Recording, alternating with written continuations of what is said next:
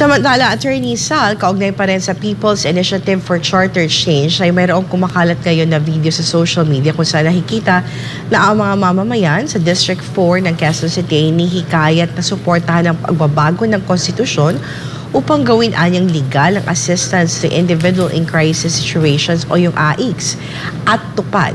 Panoorin natin ang video, Attorney Sal. So, makinig na tayo. Mamaya explain na lang natin. Ito po yung form na ito para ito sa kinakalap ng ating mahal na congressman na signature campaign. Para saan po yung signature campaign? Para po sa pag-amyenda o sa pagbabago ng 1987 Constitution. Ito, para po gusto nila itong mabago. Kasi, di ba, marami na yung mga dati pang batas na hindi naman po naaangkop na sa panahon ngayon. So, ito po, kung sakali po ito napapabor po sa atin, marami po tayong makakalap si congressman dito, magkaroon po tayo ng charter change.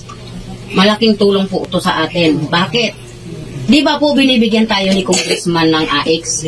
Di ba po binibigyan tayo ni congressman ng tupad? Ang AICS po ba at tupad batas ngayon? Wala pong batas, di ba? Kung ito po magkaroon ng pagbabago, gagawain na pong batas ang AICS at tupad. Hindi lang po kayo, hindi lang po tayo makikinabang. Lahat na po ng mga kamag-anak natin. At buong Pilipinas po. Di ba po laking tulong giginhawa tayo? Meron tayong laging ayuda. Meron laking tulong po sa atin, di ba? O, kaya po, ito po, bilang po mga leaders po ng ating congressman, kung kayo po pipirma po dito, meron pong pakonsuelo ang ating mahal na congressman. Ito po, nanay, meron pong pakonsuelo sa atin ang mahal na congressman. Bibigyan po tayo ng AICS. O, di ba? Yan. Ito po yun. Obey, patay mo na. Yung AICS, pakiulit ka ulit. Ano ibig sabihin ng AICS? Kasi alam mo, Attorney Sal, may mga congressman, may mga budget na sila for AICS and tupad. This is assistance dun sa ating mga kababayan. Pero ang alam ko kasi sa AICS is kailangan maging victim ka ng crisis. Yan ang sinasabi ko. Sa DSW, assistance to individuals in crisis situation. Yan ang sinasabi ko na yan ang incentive nila, encouragement na sumali kasi hindi magkaka-interest yan eh. Pero paano yung Attorney Sal? Kasi ang alam ko may requirement yung pagbibigay ng AICS. You cannot give AICS lang to anyone. Correct. Encouragement yun doon sa mga qualified. Paano kung hindi qualified? Basta makuha ng signature. Sorry ka na lang, hindi ka qualified. Hanapan ng mga kongresista. Basta sa tingin ko, ini-encourage nga kasi hindi yung maniwala kayo. Hindi interesado ang tao dyan. Gusto nila actual. Now, if you want to induce them, bigyan mo na incentive para sumali sa People's Initiative. Ba't hindi naman sila magpo-propose eh? Iba pa rin ang magpo-propose yan. Pag-uusapan na naman yan. Tapos, babalang kasi na, ito po ang proposed amendments to the Constitution. Bakit ba kayo? Hindi. Tayo yung lahat yun. Siyempre, magkakampanyahan. Yung mga kontra, naku, wag ko kayong maniwala dyan. Ang pinaggagawa na naman ng mga yan. Mga politiko yan. Yung provision na yan, masama ho yan. Hindi yung iba naman, hindi, okay ho yan. Yun ang labanan. Yan ang tunay na labanan. Samantala, Attorney Sal, plano ng commission election na simula na susundang buwan ang public bidding para sa isang transmission system na gagamitin sa 2025 midterm elections. Para sa iyo, Attorney Sal, ramdam mo na ba ang election system at handa na ba kayo para sa nalalapit na midterm elections? Ako, this year, Attorney Sal, dapat nararamdaman na nating election na season kasi eto na mas lalo pang puporma yung mga tatakbo sa 2025. Ano bang nararamdaman? Nung tinanggal nila si GMA as senior deputy, yun na ang simula. Naramdaman mo na may politika.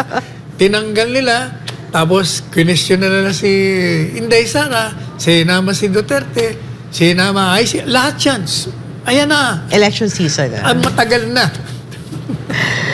Aha. Pero alam mo, Attorney Sal, tawa ako doon sa election season all year. Wala lang sinasabing election season. Sa lahat ng panahon ng election. Kaya nga sabi ko nung nag-uusap kami ni dating Presidente Duterte na isang umaga, madaling araw, Kaya sabi ko, alam mo, Ginoong Pangulo, ako talaga hanggang ngayon, gusto ko revolutionary government. Alam mo sabi niya? Oo, okay yan. Sabihin mo kay Presidente Marcos, magdeklara na siya. Aba, kako, sinabi ko na kanina umaga yan magdeklara na. Kasi, mag-declare si Presidente Bongbong. Oo, payag kami.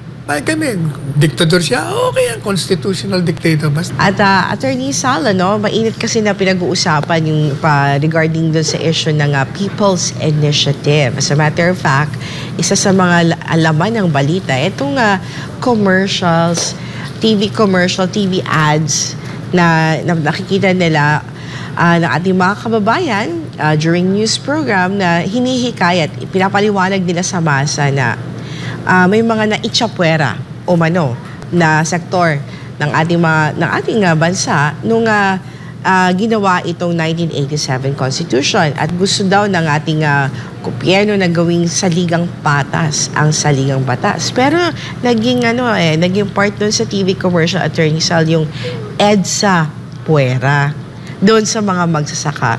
Ano bang masasabi niyo dito sa TV ads na ito na marami ang nagtataas ng kilay kung may nagamit bang pondo ng bayan sa pag-place ng ads na ito? And is this really needed sa panahon natin ngayon, Attorney Sal? Well, unang-una,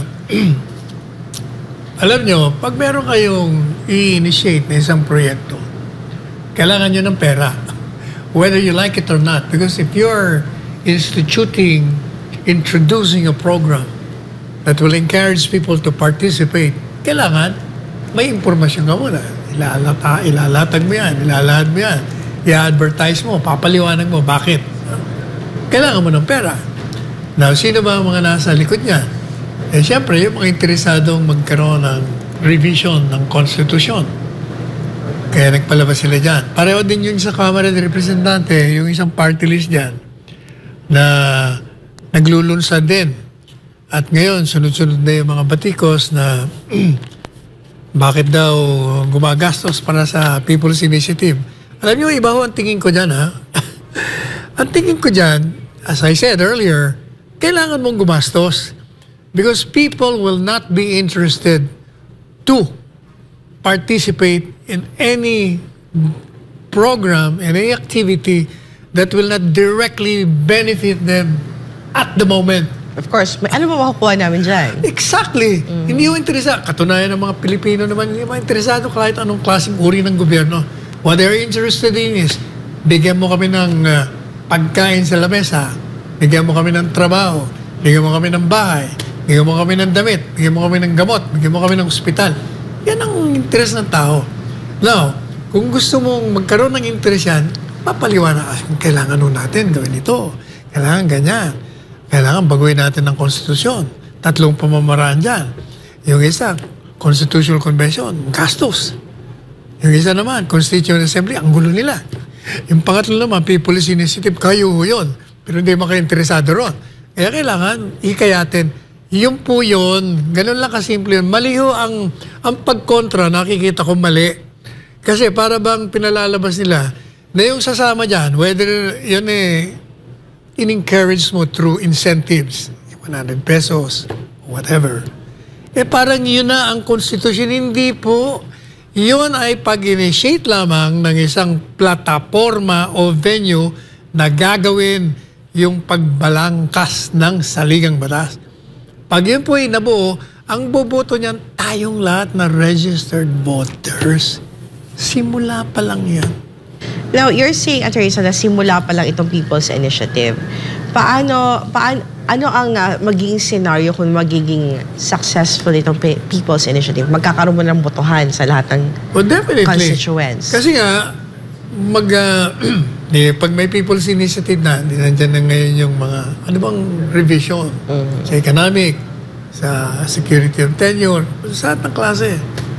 Pag yan nabuo na, ilalabas yan sa taong bayan. O ito po yung proposed amendments. Ito po ang mga panukalang provisiones ng saligang batas.